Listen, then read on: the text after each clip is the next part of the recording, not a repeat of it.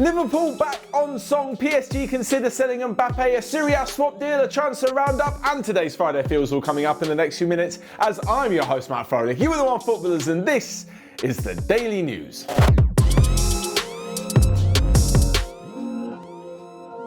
First up, Liverpool are back on form. Of course they are. A brilliant 3-1 win last night against Tottenham saw them back into the top four and maybe, just maybe for Jurgen Klopp's side, a way back into the title race. At the moment they are a fair few points off Manchester City, but this win will certainly do them a world of good after what has been such a poor run of form. Over the course of the game though, absolutely everything that could have possibly gone right for Liverpool went right. Aside from the goal that was disallowed, but it was actually a handball. Heung-min-son's goal was just called offside correctly because he was offside. They had some brilliant attacking play. The front three were back on form. The defence managed really well, despite the fact they had Jordan Henderson at centre-back and Jean-Matip ran off at half-time, with apparently, according to Jurgen Klopp, quite a bad ligament injury. And on top of all of this, Harry Kane got injured for Spurs. Their attacking threat was nullified, and the Tottenham team just were not at the races. One of the poor performances was Jose Mourinho, and he did say after the game that Harry Kane has injured both ankles. Unbelievably, which means he could be out for quite a few weeks. On top of this, Jurgen Klopp said that they wouldn't necessarily be going into the transfer market for a replacement defender.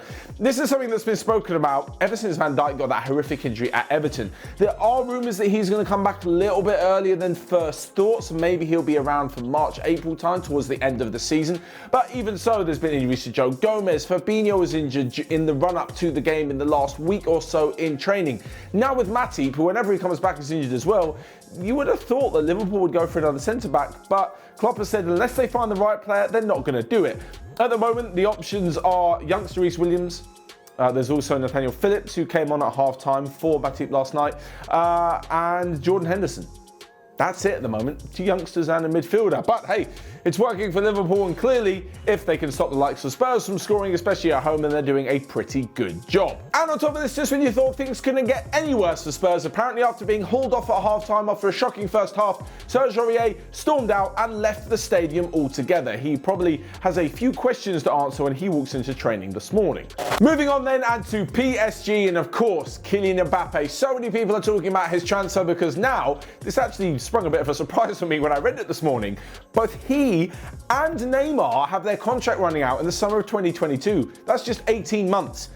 Like, they're not going to sign a new one in the next few months, apparently. That leaves 1 year from the summer, and that means that in 1 year's time from now, next January, they can start to discuss a free transfer, a pre-contract deal with foreign clubs. Now, surely PSG don't want to be left in that embarrassing position, and Leonardo has said, the sporting director, that he will not beg anybody to stay. In a recent interview, Mauricio Pochettino said he really hoped that Kylian Mbappe would stay for quite a long time, but reports have it that if he doesn't sign a new contract by the summer, which he has said in recent interviews that he's not thinking about doing just yet, he's probably biding his time, then PSG will look to sell him, of course. 1 year left on the contract. They know that even though they've only got 1 year left, they can get an insane amount of money for Kylian Mbappe, and they know that he's desperate to go to Real Madrid.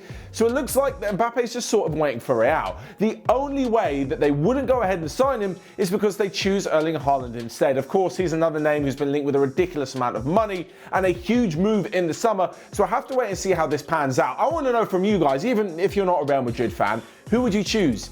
Let's say like money's not an issue, they want to join the club. Do you go for Mbappe or do you go for Haaland? Bear in mind, you're choosing like your striker, your side of the battle for the next potentially like 10 years or more.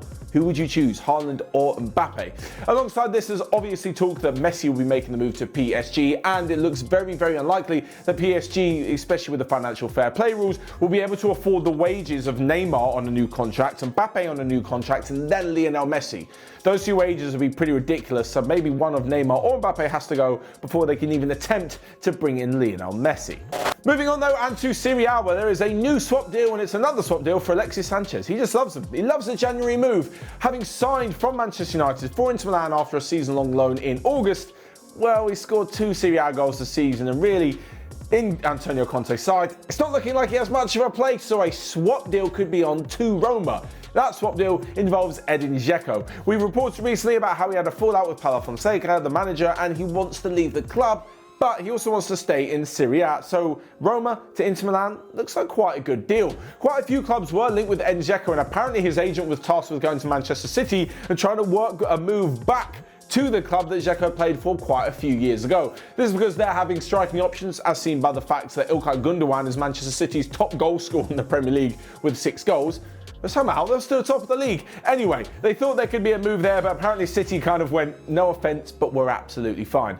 34-year-old Dzeko won't be moving back to the Premier League, but we could see him at Inter Milan, and this is an Antonio Conte signing if I've ever seen one.